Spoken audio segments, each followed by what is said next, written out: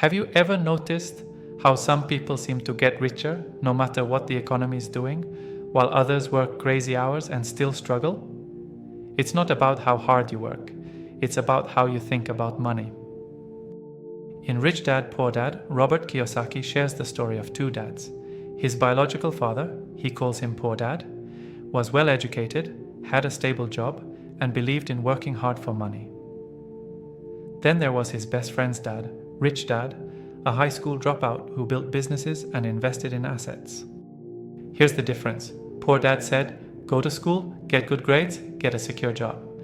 Rich Dad said, learn how money works, don't work for money, make money work for you. Most of us are trained to trade time for money. Clock in, clock out, get a paycheck. But the rich, they use their money to buy assets, things that generate income even when they're not working. Think about it.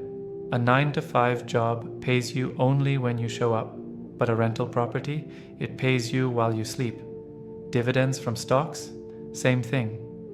A business that runs without you, that's cash flow without time spent. Rich people buy income, everyone else buys stuff.